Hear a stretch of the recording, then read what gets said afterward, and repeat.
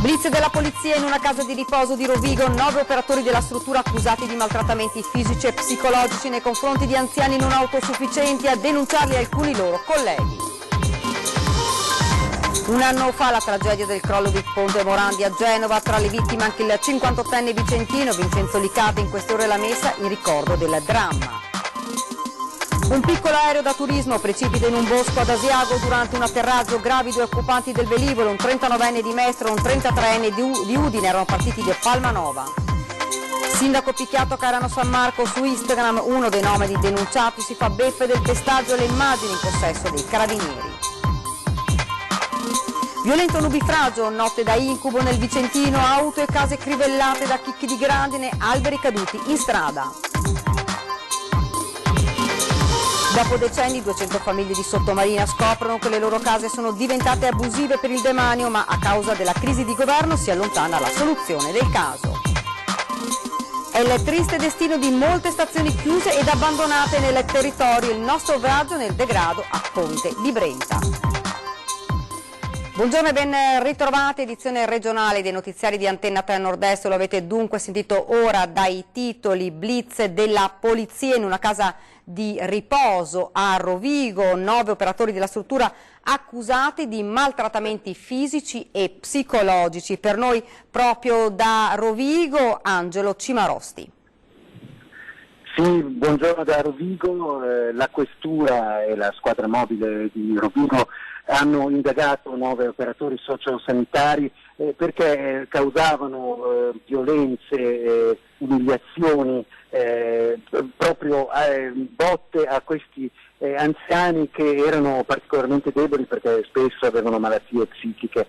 Questo per fortuna è nato dalle denunce all'interno della stessa struttura degli anziani che aveva evidentemente un anticorpo dovuto a altri operatori sanitari che vedevano la situazione così grave ed hanno deciso di chiamare la polizia. A questo punto la polizia ha fatto i suoi riscontri, si è visto che i racconti purtroppo erano credibili, intercettazioni ambientali come sempre capita in questi casi e alla fine la decisione di indagare 9 persone. Non sono state arrestate, però il CIP ha deciso delle misure interdittive, per loro non possono più svolgere in alcun modo questo lavoro né in quella né in altre strutture. Insomma, il primo passo era mettere in sicurezza questi anziani che sono stati umiliati e maltrattati per lungo tempo.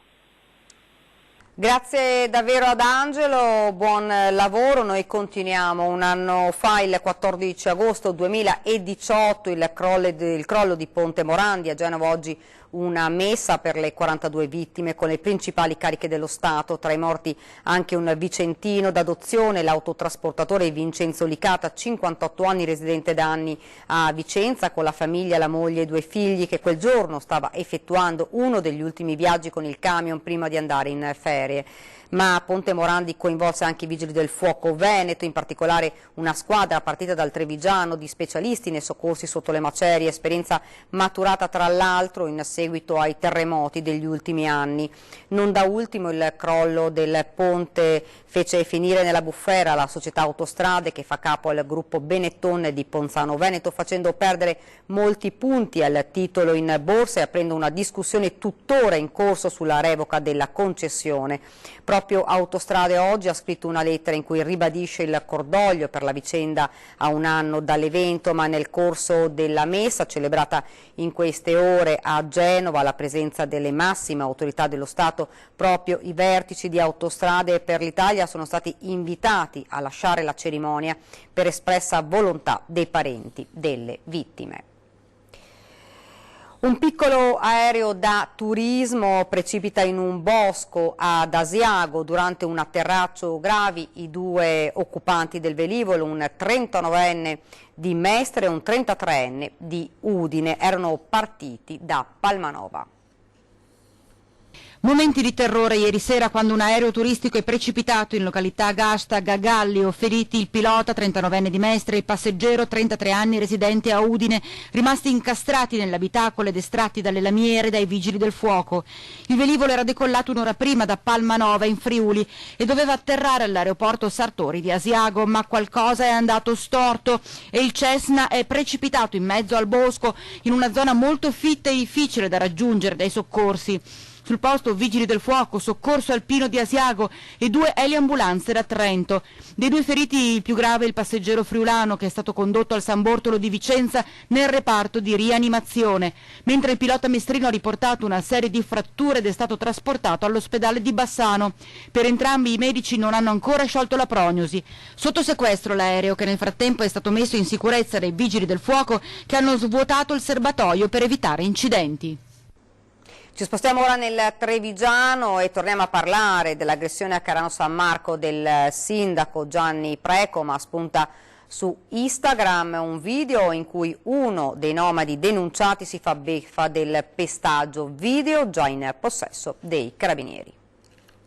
Cosa ci dici durante il pestaggio di Cairano San Marco? A me hanno portato le carte e ho scritto tutto per andare in tribunale. E dopo ho consentito questi che sono sottoscritti a me, avvocato Piretta, io sono. Penso che andrà tutto bene per il rispetto che forse era troppo incasinato. Io dico questo, non ho nient'altro da dire. Prima la violenta aggressione, ora un video su Instagram in cui se la ridono della strage di Cairano, come la chiamano sul social. Protagonista Brandon Cari, che secondo la denuncia di Gianni Precoma, insieme al fratello Elvis, teneva fermo il sindaco mentre il padre Giuseppe lo riempiva di pugni. Ma malgrado le foto del volto tumefatto del sindaco, malgrado lo sdegno generale, le ferme condanne della politica, malgrado la denuncia, nessun pentimento, anzi lo scherno, la beffa, risposte senza senso. Ma pensa una cosa, perché ha dovuto picchiare, malmenare e pestare il sindaco di Cairano San Marco? Perché? Per quale motivo? Spiegaci tutto. Penso per quelle robe lì, stupefacenti, alcol. Giuseppe Cari, 50 anni, e il figlio Brandon, di 23 anni, ed Elvis, di 26, sono stati denunciati a piede libero dai carabinieri per lesioni personali aggravate, danneggiamento e minaccia aggravata. Dal video Brandon, il più giovane, non sembra pentito, anzi, si presta al gioco pur non dicendo nulla di che, ma dal profilo Instagram è chiaro come già nei giorni immediatamente successivi al fatto si commentasse divertiti clamore, reazioni, anche la presa di posizione del ministro dell'Interno. Anche Matteo Salvini, si legge in calce uno dei post, ce l'ha con te, epic fail, nickname usato dal 23enne sul social. Il video ora è in possesso dei carabinieri che indagano sull'episodio di sabato sera. Intanto il giovane, il fratello e il padre hanno lasciato Cairano spostandosi a Montebelluna. Sull'aggressione del sindaco Gianni Precoma interviene anche l'Associazione Nazionale Rom che chiede un incontro al primo cittadino. Sulla vicenda spiega il Presidente, ci sono 2 versioni discordanti e presto potrebbe spuntare anche un testimone. Intanto per Precoma ieri è stato il primo giorno sotto scorta. Noi abbiamo 2 versioni. Quello che è successo fra il sindaco Gianni Precoma e il signor Giuseppe Caris lo sanno loro, perché erano presenti, però nei video che io vedo c'è Gianni Precoma che chiaramente è visibilmente colpito al naso, ha preso un cazzotto. Giuseppe Caris che si assume le proprie responsabilità perché dice, racconta che ha sbagliato, che ha tirato una caffettiera su questa macchina, però racconta anche di un'aggressione che lui ha subito.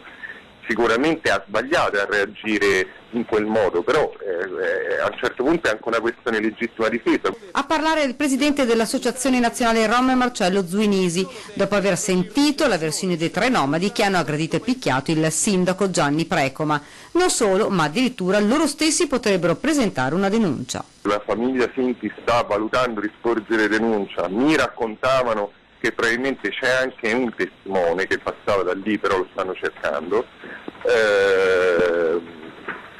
Io dico questo, cioè io non ero lì presente ai fatti, ci sono 2 persone che raccontano 2 storie diverse di uno scontro che sicuramente è avvenuto, perché questo scontro è avvenuto. Il Presidente, che comunque in una nota dice biasimiamo fortemente e in modo categorico l'aggressione al sindaco di Cairano San Marco, ha invitato il primo cittadino ad un incontro anche con la presenza del ministro Salvini e del governatore Zaia Intanto, per il sindaco, questo è il primo giorno sotto scorta, controllato dalle forze dell'ordine nel timore possano esserci ritorsioni o altri atti violenti.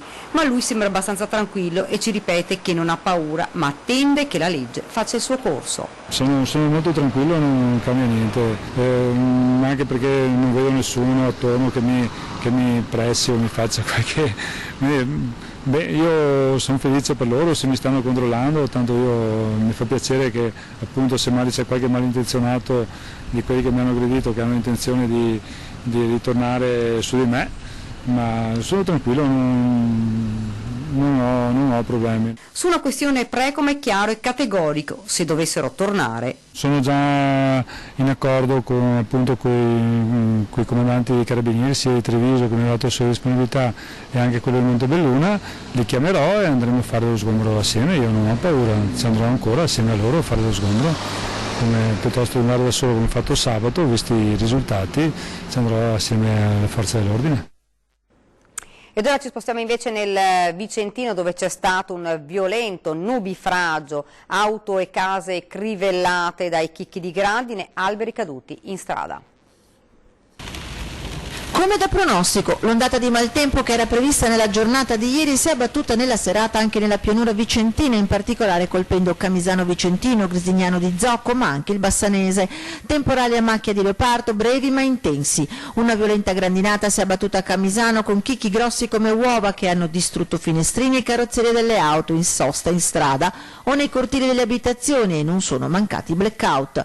Pioggia torrenziale accompagnata da forti raffiche di vento ha spazzato e divelto molti alberi che, cadendo al suolo in alcuni casi, si sono portati dietro cavi elettrici e pali della luce. Ed ora Sottomarina ha respinto il ricorso al TAR dei gestori della spiaggia Caio Blanco, chiusa per episodi di razzismo. Per noi in diretta Filippo Fois. Sì, buongiorno. Dunque il TAR ha respinto il ricorso presentato dal Caio Blanco, che chiedeva di riprendere l'attività prima di Ferragosto. Come ricorderete, il locale di Sottomarina dall'8 agosto è stato chiuso dalla Questura di Venezia per quello che riguarda l'attività di pubblica somministrazione di spettacolo, non quella di balneazione, quindi si può continuare ad andare in spiaggia. La chiusura è per 15 giorni ed era stata disposta per episodi di violenza e di razzismo, soprattutto quest'ultimo che riguardava un giovane di 18 anni, aveva particolarmente colpito l'opinione pubblica. Dicevamo che il TAR ha respinto il ricorso che chiedeva l'annullamento previa sospensione per evitare danni gravi e irreparabili. Il ricorso invece è stato respinto poiché si tratta di un provvedimento, quello adottato dalla Questura, di natura cautelare, preventiva e non sanzionatoria. Si legge in quanto hanno scritto nella sentenza i giudici del TAR. Per quanto riguarda poi il danno economico che viene lamentato dal gestore del Caio Blanco, è stato obiettato dal Tribunale che nel ricorso non sono state documentate né la programmazione degli eventi né la perdita conseguente alla loro cancellazione, quindi non esistono i presupposti di gravità e urgenza che erano stati posti alla base del ricorso. Con questo per ora è tutto, vi restituisco la linea. Grazie a Filippo Fois. Continuiamo a risolvere il problema demanio sulle case di Riva Lusenzo a Chioggia. La data era quella dell'11 settembre in Commissione Finanze al Senato, ma ora rischia di bloccarsi per l'ennesima volta a causa del governo in crisi. Intanto per lo Stato continuano ad essere abusivi nonostante gli abitanti paghino le tasse regolarmente. A Chioggia e Riva Lusento c'è chi da anni lotta per vedersi riconosciuti dei diritti fondamentali, quali possono essere quelli della casa. E quando finalmente si era arrivati al giro di boa, ovvero un disegno di legge pronto a tutelarli, ecco che all'improvviso tutto sembra franare per il governo in crisi. Parliamo delle circa 200 famiglie che da anni vivono su suoli demaniali ed oggi l'Agenzia delle Entrate ne chiede conto inviando loro cartelle esattoriali da cifre astronomiche. Quando era tutto pronto e si sarebbe dovuto discutere l'11 settembre prossimo in Commissione Finanze dell'annosa questione, ritornano gli incubi che si debba rifare tutto da capo. Il demanio si sente forte con noi. Perché il demanio non va in spiaggia? a Sottomarina, guardare come funziona il demanio. Hanno un semplice cittadino, io ho una casa, 60 metri quadri.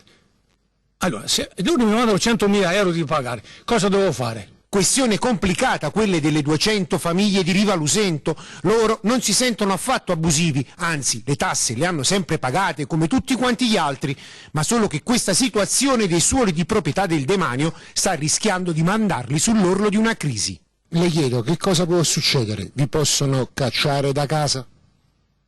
La casa è sua dello Stato, la casa è sua del demanio, perché il fabbricato sul terreno demaniale proprietario dello Stato. Noi come cittadini, come comitato, siamo disponibili a comprare il terreno, ma non anche la casa. Se il terreno costa 5, tu mi metti 10 la casa, ma siamo tutti pensionati qua, pensionati, gente che ha 80 anni. Questa signora che sta qua, 6 anni che vuole vendere questa casa, non la può vendere. Non può venderla. Non può venderla come tutti coloro che vivono al loro interno, perché la legge lo vieta, e il disegno di legge che avrebbe messo fine ad una storia che va avanti da quasi un secolo rischia di restare al palo. Il terreno è del demanio, la casa però è sua, casa è mia, però c'è un problema. E non si può vendere, e non posso neanche affittarla. Sì che me la devo mangiare così, non posso neanche dire mi metto a fare dei lavori, delle cose, sistemarmela come voglio io, non posso fare niente. Perché se si svegliano viene fuori un casino, qua viene fuori un casino. Tutto qua, non ho altro da aggiungere, anzi che si svegliano, vengono qua, sistemano tutte le cose come dovrebbe essere fatto. Le scorribande del branco di lupi che si muovono nella parte alta del Nevegal si susseguono in maniera inquietante, ma la legge per il contenimento c'è e bisogna avere la volontà politica di applicarla, ci ha detto un cacciatore. Siamo alle Ronce, sul Nevegal, e questo è il luogo dove la scorsa notte c'è stata l'ennesima predazione da parte di un lupo. Alle nostre spalle, come potete vedere, c'è un allevamento di ovini. L'anno scorso attaccato, 7 capi sono stati uccisi dal lupo, e dall'anno scorso ci sono 3 pastori maremmani che sono gli unici cani da guardiania capaci, in grado di contrastare l'eventuale presenza, l'eventuale attacco del lupo. Il primo avvistamento di un lupo nella pala di confine tra Belluno, Limana e Vittorio Veneto risale al 16 luglio 2017. Da allora è stato un crescendo di predazioni difficili da contrastare. La legge esiste, la legge di contenimento di un predatore esiste, solo che bisogna avere la forza politica per poter contrastare questo. Preferisce non mostrarsi in volto questo cacciatore, che ci racconta con estrema chiarezza quale sia la situazione. Noi attraverso quello che siamo in territorio riusciamo all'incirca con percentuale di errore a sapere cosa c'è in territorio, quante possono essere le cucciolate, e non stiamo parlando di fototrappolate, stiamo parlando di animali visti. E sono predatori che si muovono nelle nottate di brutto tempo, come lo è stata quella appena trascorsa. Il lupo attacca e fa morire da viva l'animale, e le sofferenze sono inenarrabili anche per chi idealmente va a dormire con un animale. Sotto accusa il progetto europeo Wolf Alps, che ha reintrodotto la specie in 7 zone alpine del nord Italia, solo che la situazione pare essere sfuggita di mano, dice Franco De Bon, responsabile del settore caccia e pesca della provincia di Belluno. Noi continuiamo a monitorare, ma riscontriamo una mancanza di cultura zootecnica, e dicendo così lascia intuire che gli allevatori non stanno adottando misure di prevenzione idonee. L'altezza del recinto e la qualità del recinto che propone la Regione sono completamente inefficaci.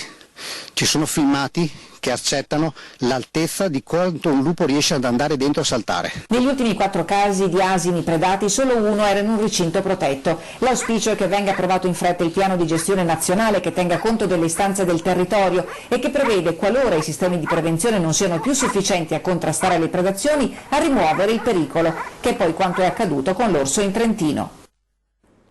Continuiamo con la cronaca. 4 uomini tra i 45 e i 20 anni sono stati denunciati dai carabinieri per aver tentato un furto in una baita di montagna in località Bocchetta Campiglia, a Valli del Pasubio, nel Vicentino, dopo aver forzato la porta d'ingresso. Il gruppetto è stato però scoperto dal proprietario dell'abitazione, che ha avvisato il 112. Dopo alcune ricerche, gli investigatori hanno rinvenuto l'auto con la quale il gruppo si era dato alla fuga, e poco distante hanno visto i 4 individui che si stavano allontanando a piedi. Sono stati così bloccati e denunciati per tentato furto aggravato in concorso. Ed ora ci fermiamo un attimo per una piccola pausa pubblicitaria.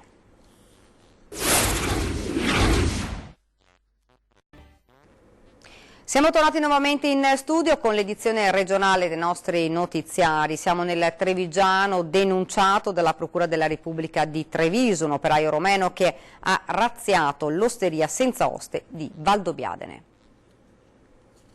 Per 3 volte nel mese di maggio aveva rubato generi alimentari e soldi all'osteria senza oste di Valdobbiadene, prendendo fin troppo alla lettera evidentemente la filosofia del locale. Un operaio romeno di 22 anni, residente a Maser, con a carico già dei precedenti di polizia, è stato denunciato a piede libero dai carabinieri per furto aggravato e continuato. Dopo i colpi, i militari hanno svolto una serie di accertamenti che hanno portato a identificare il responsabile, anche perché non si trattava di piccoli ammanchi. Complessivamente il danno subito dall'osteria di Santo Stefano ammonta infatti a 3.000 euro. I 3 colpi in serate distinte, sempre nell'orario compreso tra le 10 di sera e mezzanotte. Durante la perquisizione nell'abitazione del 22enne, i militari hanno rinvenuto tra l'altro anche gli abiti che indossava durante le incursioni in osteria. Un improvviso abbraccio da una sconosciuta fa sparire la collana. A raccontarcelo la vittima del furto. Mi avvio per prendere la macchina, apro la porta, entro, scedo, lascio la porta aperta. A un certo punto arriva una ragazza di corsa, mi si butta contro, mi butta il braccio al collo, mi fa scusa, mi sai dire che via è questa? È la cosiddetta truffa dell'abbraccio, che ormai conta purtroppo diversi casi. Questa volta il malcapitato è il signor Silvano Modanese, pensionato residente a Conegliano. Domenica mattina, all'uscita dall'ospedale, appena salito nella sua auto, viene avvicinato da una giovane donna che lo abbraccia e lo distrae chiedendogli delle indicazioni stradali. Tutto avviene in pochi secondi. Intanto tenevo d'occhio la porta, perché avevo sul portaoggetti, avevo taccuino e cellulare, che dall'altro non mi fregasse quello. E lei continuava a stringermi, mettermi le mani nel collo e ripetermi le stesse cose. A un certo punto, 30 secondi, non di più, lascia la presa, mi fa che Dio ti benedica e se ne va. Il signore chiude la porta e mette in moto, ma prima di lasciare il parcheggio insegue con lo sguardo la donna, che prima tenta di nascondersi e poi sale a bordo di un'auto guidata da un complice, fuggendo a tutta velocità. Spaesato e insospettito, ma ancora ignaro di aver subito un furto, l'uomo avverte i carabinieri ed è al telefono con i militari che fa la mala scoperta. Quando io ho detto ai carabinieri che mi ha messo le braccia al collo, il carabiniere mi fa: t'ha fregato la collana. A questo punto metto una mano sul petto, porca, e tutto il resto mi ha fregato la collana. Si era accorto di nulla lei? Non mi ero accorto di nulla, proprio di niente. Sui 25 anni, sudamericana, capelli castani raccolti in una coda di cavallo, maglietta bianca, bella nell'aspetto e lesta nei modi, quel tanto che basta per spiazzare la vittima pur circospetta e sfilargli la collana. Poi non me l'ha strappata. Probabilmente lei, mettendomi le mani attorno, è riuscita a aprire il gancio e a portarsela via. La speranza di ritrovare il mal tolto è scarsa, ma il signor Silvano ci tiene a dire 2 cose. La prima: tutti quelli che usano questo parcheggio, quando escono dalla macchina oppure quando entrano, di stare molto attenti. La seconda invece è una singolare preghiera rivolta proprio al santo raffigurato sulla medaglietta della collana rubata. Ho detto a San Antonio: fai che questi personaggi abbiano una vita molto difficile, speriamo che mi ascolti. È il destino di molte stazioni chiuse ed abbandonate laddove la stazione significava la dignità di un territorio ed ora, come a Ponte di Brenta, si è sostituito il degrado. In una stazione si entra regolarmente dal cancello, che è aperto, si va sulla banchina ad aspettare i treni, eccoli qua, e si va a vedere che qui c'è il quadro che ormai invece purtroppo è un reperto di archeologia, il quadro controllo della stazione. Perché? Perché questa è l'ex stazione, se ci giriamo lo vediamo, c'è il ponte sul Brenta, quindi è Ponte di Brenta. Una stazione che avrebbe ancora una sua dignità, ma una stazione che è lasciata, come potete vedere, all'assoluto degrado. I galloni di stazione glieli avevano già strappati nel 2006, quando la povera stazione padovana di Ponte di Brenta fu degradata, senza colpe particolari, a quella che nell'orrido gergo ferroviario viene denominata come fermata impresenziata. Insomma, non c'era nessuno e ti dovevi arrangiare. Poi nel 2015 la chiusura definitiva a favore di Busa di Vigonza, che, intendiamoci, non è la Grand Central Station della Riviera del Brenta, anzi. Ora, là dove c'era un parcheggio, ecco l'erba. Forse unico caso di ritorno alla natura di tutto il Veneto, ma al di là della battuta l'intera zona si è trasformata in anni di degrado, in un luogo di spaccio, di malaffare, di abbandono tra discariche abusive e paradigma di periferia abbandonata. Ogni stazione che si rispettasse aveva il suo telefono a gettoni, ma che gettone mettono i cittadini per chiamare le istituzioni e poter chiedere appunto qualcosa per questa stazione? Dovrebbe essere un'identità storica del territorio. Siamo a ridosso del fiume Brenta, per cui dovrebbe essere ricavato uno spazio museale che racconti la storia delle ferrovie, delle piccole stazioncine del territorio e poi del Brenta. Quindi questo degrado che noi stiamo assistendo da alcuni anni fa veramente male al cuore, perché è inaudito che si riduca uno stabile storico in questo modo qui. Allora chiediamo alle istituzioni preposte, non solamente alle ferrovie dello Stato, ma appunto sia all'amministrazione comunale che alla provincia e alla regione, che si mettano una mano nel cuore e si riesca a trovare una soluzione per dare dignità ad uno stabile che può raccontare una storia. Quindi un piccolo museo che possa servire, diciamo così, proprio da ricordo della memoria del territorio. I treni sfrecciano sempre al ponte di Brenta, dove l'antica dignità di una stazione resta a testimoniare, archeologia del presente, l'incapacità di evitare che un edificio pubblico si trasformi in un monumento all'abbandono. Ed ora una notizia appena giunta in redazione che riguarda il sindaco di Cairano San Marco, picchiato da 3 nomadi. Il questore di Treviso, a seguito del grave episodio di violenza di cui è stato vittima il sindaco di Cairano San Marco, Giovanni Preco, ma come previsto dalla legge in casi di particolarmente rilevanti come la commissione di reati di lesioni personali, danneggiamento e minaccia aggravate, ha emesso in via d'urgenza nei confronti dei cittadini di etnia rom i provvedimenti di divieto, di ritorno e dimora nel succitato comune. Il questore infatti, valutati i loro numerosi pregressi precedenti penali per reati contro il patrimonio, li ha considerati ai sensi della normativa vigente socialmente pericolosi. Le suddette misure di prevenzione saranno eseguite dai carabinieri della compagnia di Montebellune. Questa era la nostra ultima notizia. Io vi lascio ovviamente le nostre previsioni del tempo. Grazie davvero per averci seguito e buona giornata.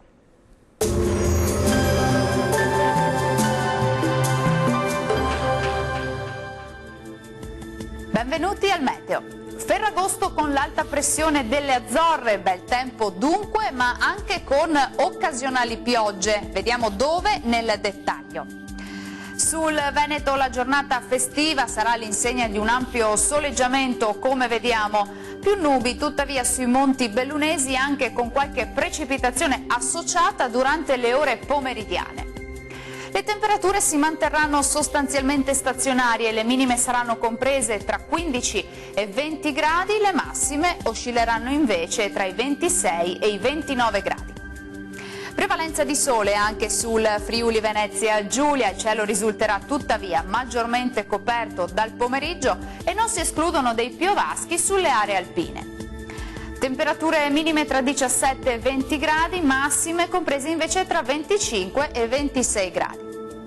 Raggiungiamo infine il Trentino Alto Adige, dove avremo inizialmente bel tempo, col passare delle ore il cielo tenderà a coprirsi con qualche occasionale temporale.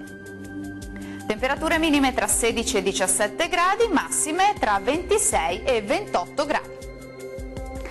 Dal meteo per ora è tutto, buon proseguimento in compagnia di Antenna 3.